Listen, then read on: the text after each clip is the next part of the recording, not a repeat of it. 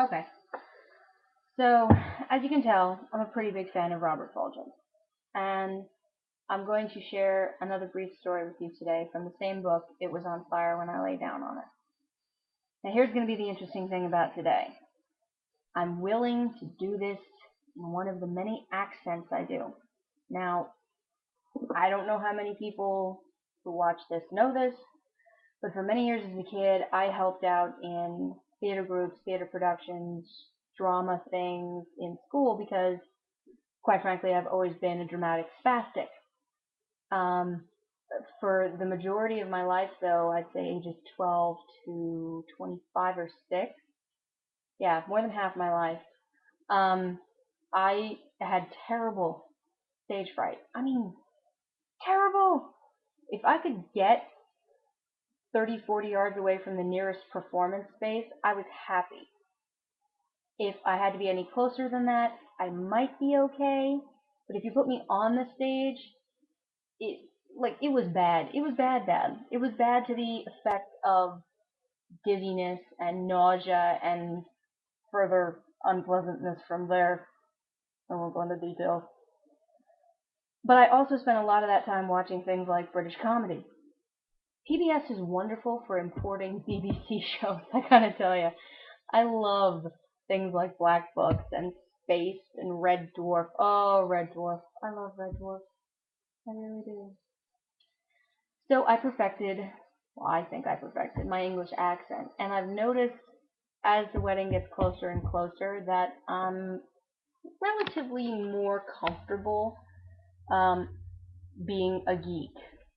So I know you can't really see me. The lighting in here is really bad because it's so bright out because the heat index in New York is 110 today. But the more important thing is hearing it because it's a story, again, by Robert Fulghum. And this one you're going to hear in an English, meaning British accent. So enjoy. I think it's really funny. I hope they still have this. Tally ha the fox. No, not tally ho, tally ha. Ha as in to laugh. This perversion of the traditional incitement of the hounds is the rallying cry of the Hunt Saboteurs Association of England. The H.S.A. is a troop of commoners who've taken an uncommon interest in the ancient aristocratic sport of fox hunting. Let us review. Hunting the fox involves gathering some upper crust sort who wear funny clothes and sit in skinny saddles mounted on rangy horses. At the urging of a master of the hunt who's dressed in a red sport coat and who blows a brass horn, they all race about the countryside over fence and hedge and moor and hill and dale and field, all following after a whole lot of dogs who are in turn chasing what they hope is a fox. If it is a fox and the dogs catch it first, they tear it to pieces. All the horsey riders think this great fun, as do the dogs, I suppose. What the horses and fox think, I can only imagine.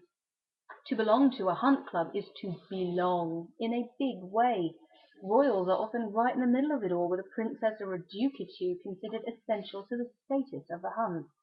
The newcomers to this jolly scene are the adherents of the Hunt Saboteur Association, more than 2,000 enthusiasts dedicated to spoiling the fun. They're on the side of the fox, and against human cruelty to wild animals.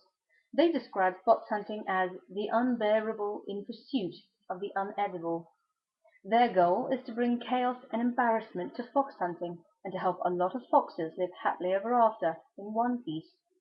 To accomplish this, the saboteurs are just slightly less organized than the Israeli Secret Service.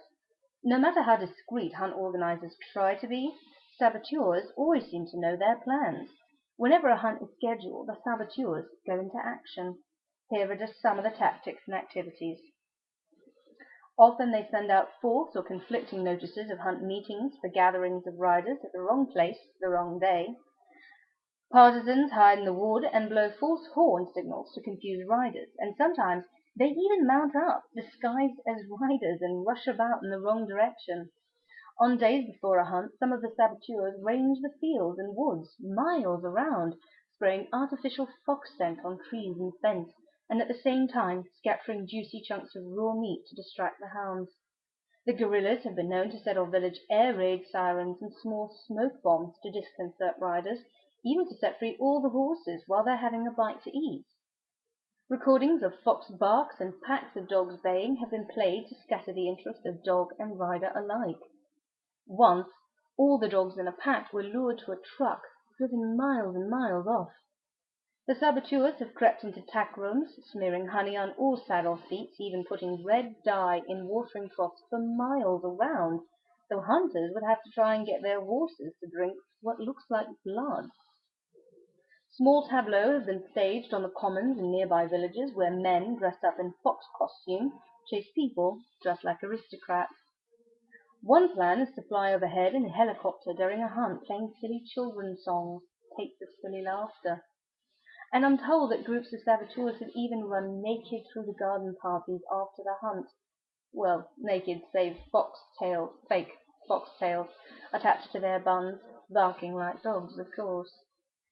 Needless to say, the press is always notified of the coming actions of the saboteurs, and they love to come record the whole affair. More than once, fox hunters have been made to appear both barbaric and foolish. All their names get published. Not good. The hunt clubs don't like the Hunt Saboteur Association very much, but the hunters' deployment of police and lawyers only makes them seem more ludicrous. Spoils the hunt anyhow. The result of all this is great fun for the Sabs, as they call themselves, some great parties in the village pubs after business is complete, and a diminishing interest in fox hunting for some of the hunters, as well as peace of mind on the part of not a few foxes. I like the Hunt Saboteur Association, not because saving foxes is a particularly high priority, and not just because I oppose any kind of cruelty. I applaud the spirit of the Sabs. So often, doing good involves a kind of grimness. To assault evil, even a small evil with mischief, cleverness, merriment, and laughter, that takes genius. Few of us have, but which, when found, graces the human scene and makes progress both possible and palatable. If we could just figure out how to have more fun at it, maybe more of us would join the ranks of those who seek after justice and mercy. I like that story. I don't like hunting. I don't like fox hunting, bear hunting. I don't even actually really like the chasing in Pamplona, the running of the bulls it's called. I don't understand it. I mean, why put yourself in harm's way? Why taunt an animal? It's not something you'd want done to you. So I like that story. Um, there's another one in here right afterwards that I think I'm also going to share with you real quick. Now, this one I'm going to read in normal American. Well, American's not normal, but standard American, because it's very brief, and I think it's also very worth hearing. What I'm about to say fits in some place between the Ten Commandments and Murphy's Law. God, you will recall, invited old Moses up on a tall mountain out in the desert, handed him a couple solid stone memos with some powerful words on them. Commandments. God didn't say, here are 10 pretty good ideas. See what you think. Commandments. Do it, or take the consequence. Murphy, at the other extreme, was the ultimate good-humored human cynic who said that no matter what you do, it's probably not going to work out very well anyhow. Some people think Murphy was an optimist. As a middle ground, I offer Fulgham's recommendations, items not touched on by God or Murphy really, and neither as ironclad as the first 10 or despairing as the endless variations on Murphy. Note, there are only 9 in my list. I'm still working on the 10th, or the 11th for that matter. Number 1, buy lemonade from any kid selling. Number 2, anytime you can vote on anything, vote. Number 3, attend the 25th reunion of your high school class. 4, choose having time over having money. 5, always take the scenic route. 6, give at least something to any beggar who asks. 7, Give money to all street musicians. 8. Always be someone's Valentine. 9. When the circus comes to town, be there. A couple of those I don't agree with as much as others, but they're all decent lines of thought.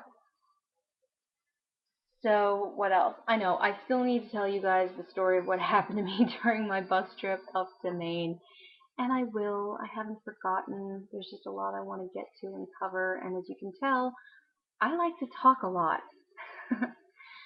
So, in the next update, I will lay out some plans for getting my punk ass in shape, or at least a better shape, because I don't think blob really counts as a shape. And the story of what happened to me on the bus on the way up to Maine. And what else? I don't know. I mean, if anyone knows of any good jobs, feel free to leave me a comment. As you can tell, I like to talk. I'm good at customer service. I have certifications in office work. I'm a Phi Theta Kappa, 3.8 GPA. I breezed through my first 2 years of college with straight A's. I'm relatively qualified for most things. So, even if it's voiceover work, like seriously, there are more accents that I can do, and if you know of anything or anybody, hit a girl up, man. Need the work. Alright, well, thank you for your time and attention, and I'll see y'all next time.